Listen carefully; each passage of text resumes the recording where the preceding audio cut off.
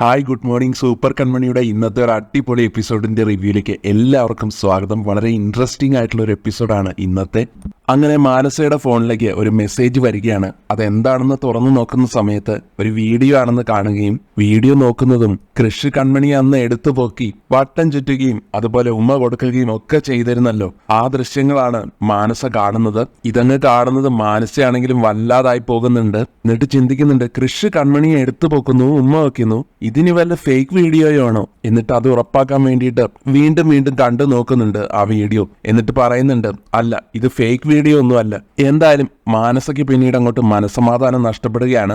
അടുത്ത സീനിൽ കാണിക്കുന്നത് കൺമണി നടന്നു പോയിക്കൊണ്ടിരിക്കുമ്പോൾ ഒരു കാറ് കൺമണിക്ക് മുൻപിൽ വന്ന് നിൽക്കുകയാണ്. അതിലുള്ളത് കൃഷാണ്. കൃഷ് വേഗം വണ്ടിയിൽ നിന്നിറങ്ങി കൺമണിയുടെ അടുത്ത് നിന്ന്, കൺമണി എന്റെ വണ്ടിയിൽ കയറിക്കോ എന്ന് പറയുമ്പോൾ കൺമണിയാണെങ്കിൽ നല്ല ഗൗരവത്തിലാണ്. വേണ്ടെന്നും ഞാൻ നടന്നു പോയിക്കോളാമെന്നും പറഞ്ഞ് നടന്നു പോകാൻ തന്നെ ഭാവിക്കുകയാണ്. പക്ഷെ കൃഷ് വീണ്ടും പറയും, പ്ലീസ് കൺമണി എന്റെ വണ്ടിയിൽ കയറ്. എന്നാൽ ഇത് കേൾക്കുന്നതും കൺമണി തിരിച്ചു പറയുന്നുണ്ട്, ആവശ്യമില്ലാതെ സാറിന്റെ വഴക്ക് കേൾക്കാറുണ്ട്, എനിക്ക് വയ്യ, എന്നെ എന്റെ വഴിക്ക് വിട്ടേക്ക്. തുടർന്ന് കൃഷ് സോറി പറയുകയാണ്. ആശുപത്രിയിൽ വെച്ച് ഞാൻ എന്തൊക്കെയോ പറഞ്ഞു, അതിന് ആത്മാർത്ഥമായിട്ട് ഞാൻ ക്ഷമ ചോദിക്കുക. കാറിൽ കയറുമോ എന്ന് വീണ്ടും റിക്വസ്റ്റ് ചെയ്യുമ്പോൾ കൺമണി പിന്നീട് മറുത്തൊന്നും പറയാതെ കാറിലേക്ക് കയറുന്നുണ്ട്.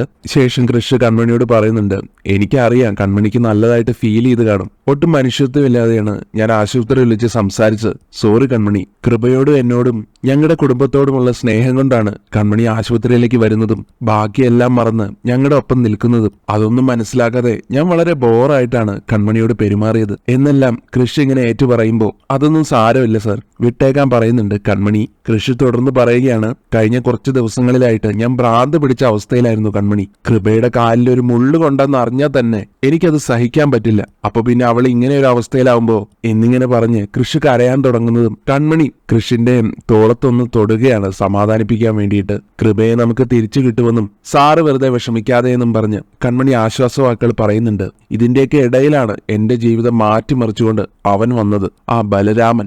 എന്റെ അനിയത്തിയുടെ കാര്യം നോക്കാൻ അവനാരാ? കൃപയ്ക്ക് ഞാനുണ്ട്. പക്ഷെ എന്റെ അച്ഛനും അമ്മയും ബലരാമനെ തലയിൽ കയറ്റി വെച്ചിരിക്കുക. അവരെ സംബന്ധിച്ച് മൂത്ത മകനാണ് ബലരാമൻ. പക്ഷെ എന്നെ സംബന്ധിച്ച് ഭൂമിയിൽ എനിക്കുള്ള ഏറ്റവും വലിയ ശത്രു ആ ബലരാമനാ. ഇങ്ങനെയെല്ലാം കൃഷി ഇങ്ങനെ കലിപ്പോടെ പറയുന്നത് കേട്ട് കൺമണി ചോദിക്കുന്നുണ്ട്, സാർ ഏത് ബലരാമനെ കുറിച്ചാ ഈ പറയുന്നത്? ഞാൻ പറയാം കൺമണി, എല്ലാം പറയാം, വരട്ടെ എന്ന് പറയുന്നുണ്ട് തിരിച്ച് കൃഷ്. ഈ സമയത്താണ് കൃഷിന് ഒരു കോള് വരുന്നത്. അത് ആരാണെന്ന് നോക്കുന്നതും അടുത്ത തലവേദന, മാനസ. ഇങ്ങനെയും പറഞ്ഞ ആ കോൾ ഉടനെ തന്നെ കട്ട് ചെയ്യാണ് ചെയ്യുന്നത്. എന്നാൽ കൃഷി മാനസയുടെ കോൾ കട്ട് ചെയ്തെങ്കിലും മാനസ കൺമണിയുടെ ഫോണിലേക്ക് വിളിക്കുന്നുണ്ട്. എന്നാൽ കൃഷി പറയും അത് കട്ട് ചെയ്തോളാൻ. കൃഷി തന്നെയാണ് കൺമണിയുടെ ഫോൺ മേടിച്ചിട്ട് ആ മാനസയുടെ കോൾ കട്ട് ചെയ്യുന്നത്. മാനസയ്ക്കാണെങ്കിൽ ശരിക്കും ദേഷ്യം വരുന്നുണ്ട്. പിന്നീട് മാനസ ആന്റിയമ്മയെ വിളിക്കുന്നുണ്ട് കേട്ടോ. ആന്റിയമ്മ കോൾ എടുത്ത ഉടനെ മാനസ ചോദിക്കുന്നുണ്ട്, ആന്റിയമ്മേ അവിടെ കൃപയ്ക്ക് എങ്ങനെയുണ്ട്? ഒന്നും പറയാറായിട്ടില്ല മോളെ, അവളുടെ ജീവൻ ഇപ്പോഴും നൂൽപ്പാലത്തിൽ തന്നെയാ. നമ്മുടെ കുടുംബത്തിൽ എന്തൊക്കെയോ ദോഷങ്ങൾ വന്നിട്ടുണ്ട്. സുജാതയുടെ കൈ മുറിഞ്ഞു, ആ ഡൽഹി പ്രൊജക്ട് കയ്യിന്ന് പോയി, പിന്നെ ഓരോരോ അപകടങ്ങളാ. മനസ്സിന് ഒരു സമാധാനവും ഇല്ല. മാനസിക അത് കേട്ട് പറയുന്നുണ്ട്, ഞാനും അതേ അവസ്ഥയിലാണ് ആന്റിയമ്മേ, എന്റെ മനസ്സമാധാനവും പോയി. എന്താന്ന് ചോദിക്കുന്ന ആന്റിയമ്മയോട് എന്റെ ഫോണിലേക്ക് ഇന്നൊരു വീഡിയോ വന്നു. സത്യം പറഞ്ഞാൽ അത് പറയാൻ എനിക്ക് മനസ്സ് വരുന്നില്ല. കൃഷി കൺമണിയെ കെട്ടിപ്പിടിച്ച് ഉമ്മ കൊടുക്കുന്നു. ഇത് കേൾക്കുന്ന ആന്റിയമ്മയാണെങ്കിൽ ആകെ ഞെട്ടുന്നുണ്ട്. അയ്യേ, ഛേ മോളെ, നീ എന്തൊക്കെയാ ഈ പറയുന്നത് എന്നൊക്കെ വിശ്വസിക്കാനാവാത്ത വിധം പറയുമ്പോ, സത്യം ആന്റിയമ്മേ, കൃഷി കൺമണിയെ കെട്ടിപ്പിടിച്ച് കിസ് ചെയ്യുന്ന വീഡിയോ എനിക്ക് ആരോ അയച്ചു തന്നു. അത് കണ്ടപ്പോ അറ്റാക്ക് വരുമോ എന്ന് പോലും ഞാൻ പേടിച്ചു. ഭൂമി വിളർന്ന് താഴേക്ക് പോയിരുന്നെങ്കിൽ എന്ന് ചിന്തിച്ചു പോയി. ഉടനെ ആന്റിയമ്മ ചോദിക്കുന്നുണ്ട്, ആരാ നിനക്ക് ഈ വീഡിയോ അയച്ചു തന്നത്? എവിടെ വെച്ചാ കൃഷി കൺമണിയെ കെട്ടിപ്പിടിച്ചത്? ഓഫീസിൽ വെച്ച് തന്നെയാ. കൺമണിയുടെ ഡിസൈൻ അപ്രൂവ് ആയതിന്റെ സന്തോഷം പ്രകടിപ്പിച്ചതാന്ന് തോന്നുന്നു. അപ്പൊ ആന്റിയമ്മയും പറയുന്നുണ്ട്, ഓ അത്രേ ഉള്ളോ? എന്റെ പൊന്നുമോളെ, കൃഷിന്റെ രീതികളെ കുറിച്ചൊക്കെ നിനക്കറിയാവുന്നതല്ലേ? അവൻ എന്തും ഇരട്ടിയായിട്ട് പ്രകടിപ്പിക്കും. ദേഷ്യമായാലും സങ്കടമായാലും സ്നേഹമായാലും സന്തോഷമായാലും ഒക്കെ അങ്ങനെ തന്നെയാ. അതിനെയൊക്കെ നീ അങ്ങനെ അങ്ങ് കണ്ടാ പോരെ മോളെ. എന്നാൽ മാനസ പറയും, ആന്റിയമ്മ പറയുന്നതൊക്കെ ശരി തന്നെയാ, പക്ഷെ എനിക്കത് കണ്ടപ്പോ സഹിക്കാൻ പറ്റിയില്ല. ആ വീഡിയോ ആന്റിയമ്മയ്ക്ക് അയച്ചു തരണമെന്ന് ആദ്യം കരുതിയതാ. പക്ഷെ പിന്നീട് ചിന്തിച്ചു ആന്റിയമ്മ അത് കാണണ്ടാന്ന്. ആന്റിയമ്മ പറയുന്നുണ്ട്, അതെ, നീയും കൃഷിയും രണ്ടിടത്തിരിക്കുമ്പോ ഇതുപോലെ ഓരോരോ കാര്യത്തിലും ചെറിയ വിഷമവും സങ്കടവും സംശയവും പരിഭവവും ഒക്കെ ഉണ്ടാവും. നിങ്ങളെ ഇനി അകന്നിരിക്കണ്ട. നീ അവിടുത്തെ ജോലിയൊക്കെ പെട്ടെന്ന് തീർത്തിട്ട് തിരിച്ചു വാ. അതെ ആന്റിയമ്മേ, വൈകാതെ തന്നെ ഞാൻ അങ്ങോട്ടേക്ക് വരുന്നുണ്ട്.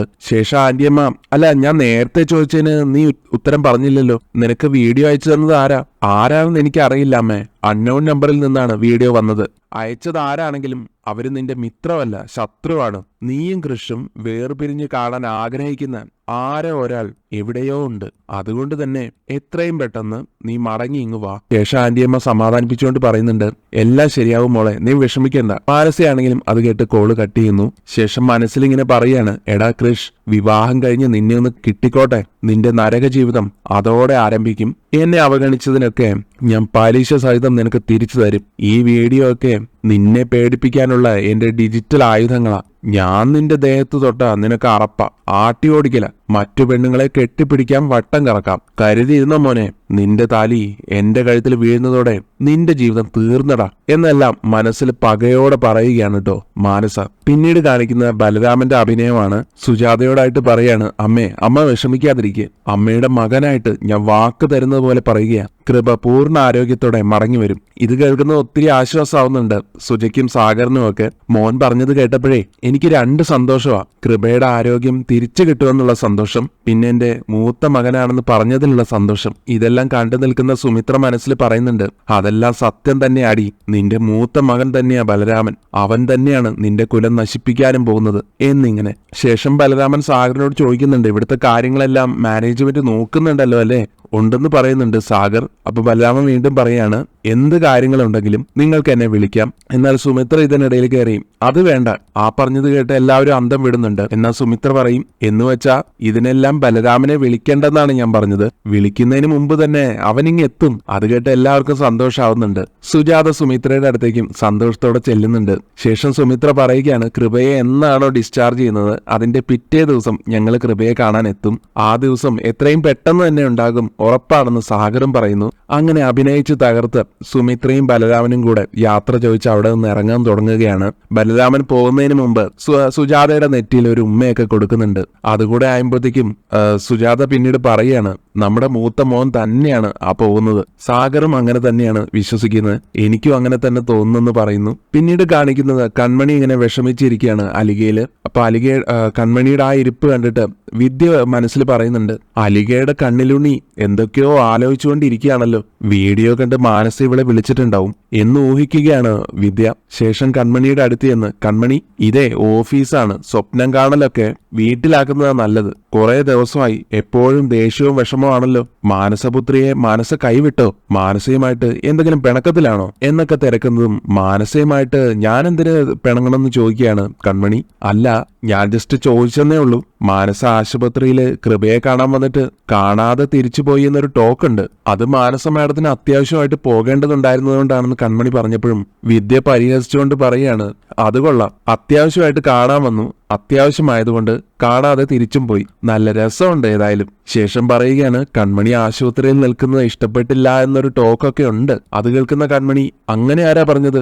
ഞാൻ ആശുപത്രിയിൽ നിൽക്കുന്നതിന് മാനസ മാഡത്തിന് എന്താ കുഴപ്പം? എനിക്കറിയില്ല, ഞാൻ കേട്ട കാര്യം പറഞ്ഞതേ ഉള്ളൂ. എന്തായാലും കൺമണി ജോലി ചെയ്യേ എന്നും പറഞ്ഞ് വിദ്യ അവിടെ നിന്ന് പോവുകയാണ്. അതിനുശേഷം വിദ്യ ചിന്തിക്കുന്നുണ്ട്, അപ്പൊ മാനസ ആ വീഡിയോ കണ്ടില്ലേ? അതോ കണ്ടിട്ട് ഇവളോട് ചോദിച്ചില്ലേ? അതല്ല ഇനി ഇവൾ അഭിനയിക്കുന്നതാണോ? എന്തായാലും നീ അധികകാലം ഇവിടെ തുടരാൻ പോകുന്നില്ലടി എന്നെല്ലാം കൺമണിയെ തന്നെ നോക്കിക്കൊണ്ട് വിദ്യ മനസ്സിൽ പറയുകയാണ്. അതേസമയം കൺമണി ആലോചിക്കുന്നത് മുഴുവൻ ബലരാമനെ കുറിച്ചാണ്. എല്ലാവരും ബലരാമനെ കുറിച്ച് വാഴ്ത്തിപ്പാടുമ്പോഴും കൃഷ് ബലരാമനോട് പ്രകടിപ്പിക്കുന്ന ആ ദേഷ്യവും ഒക്കെ കൺമണി ഓർത്തു പോകുന്നുണ്ട്. ശേഷം വിദ്യയോട് ചോദിക്കുകയാണ്, വിദ്യ മേഡം, ഞാൻ ഒരു ഡൗട്ട് ചോദിക്കട്ടെ? ചോദിച്ചോളാം വിദ്യ പറയുമ്പോ, ഡൽഹി പ്രൊജക്ട് ഏത് കമ്പനിക്കാ കിട്ടിയത്? വിദ്യ അപ്പോ കൺമണിയെ കളിയാക്കുന്നുണ്ട്. ആഹാ, ബെസ്റ്റ്, ഈ ലോകത്തൊന്നും അല്ലേ ആള്. അലിഗയിലെ പ്രധാനപ്പെട്ട ഡിസൈനർക്ക് നമ്മുടെ ഒരു മേജർ പ്രൊജക്ട് കൊണ്ടുപോയത് ഏത് കമ്പനിയാണെന്ന് അറിയില്ല. കൊള്ളാം. അപ്പൊ കൺമണി പറയും, അതല്ല മാഡം, ആ സമയത്ത് ഞാനിവിടെ ആയിരുന്നില്ലല്ലോ, ചെയർമാന്റെ വീട്ടിലെ യൂണിറ്റിലായിരുന്നല്ലോ. അതുമല്ല, എല്ലാവരും പ്രോജക്റ്റ് പോയതിന്റെ വിഷമത്തിലായിരുന്നപ്പോ ഏത് കമ്പനിക്ക് അത് കിട്ടിയതെന്നൊന്നും എനിക്ക് അന്വേഷിക്കാൻ തോന്നിയില്ല. അപ്പൊ വിദ്യ പറഞ്ഞു കൊടുക്കുന്നുണ്ട്, എന്നാ കേട്ടോ, BR ഡിസൈൻസ് എന്ന പുതിയ കമ്പനി, അവർക്കാണ് ആ പ്രോജക്റ്റ് കിട്ടിയത്. അവരുടെ MD ബലരാമൻ ഏതോ പുതിയ ഡിസൈനറെ ഇറക്കി നമ്മളോട് മത്സരിച്ചു. ആ ഡിസൈനർ ആത്മാർത്ഥമായിട്ട് വരച്ചു, പ്രോജക്റ്റ് BRന് കിട്ടി. ഇത് കേൾക്കുന്നതും കൺമണി ആകെ പേടിയോടെ നിൽക്കുകയാണ് കേട്ടോ. ഇപ്പൊ വിദ്യക്ക് അത് മനസ്സിലാവുന്നുണ്ട്. വിദ്യ ചോദിക്കുന്നുണ്ട്, നീ എന്താ ആകെ പേടിച്ചു വരച്ച് നിൽക്കുന്നത്? ഒന്നുമില്ലെന്ന് പറയുന്നുണ്ട് കൺമണി. എന്നാൽ വിദ്യ അത് വിശ്വസിക്കുന്നില്ല. ഒന്നുമില്ലേ, നിന്റെ മുഖം കണ്ടാൽ അറിയാലോ നീ ആകെ ഞെട്ടിത്തരിച്ചു നിൽക്കുകയാണെന്ന്. നിന്റെ കൺകണ്ട ദൈവം ആ മാനസ വരച്ചിട്ട പ്രോജക്റ്റ് കൈവിട്ടു പോയത്. അത് എന്നെ ഏൽപ്പിച്ചിരുന്നെങ്കിലേ കൺമണിക്ക് ഈ നാണക്കേട് വരില്ലായിരുന്നു. അല്ലെങ്കിൽ നിന്നെ ഏൽപ്പിച്ചാലും മതിയായിരുന്നു. എന്തായാലും ആ ബലരാമന്റെ ഭാഗ്യം, ഒരു ഗംഭീര ഡിസൈനറെ എവിടുന്നോ ഒപ്പിച്ചെടുത്തില്ലേ. അങ്ങനെ ഇതെല്ലാം അറിയുന്ന കൺമണി ശരിക്കും ഞെട്ടിത്തരിക്കുന്നുണ്ട്.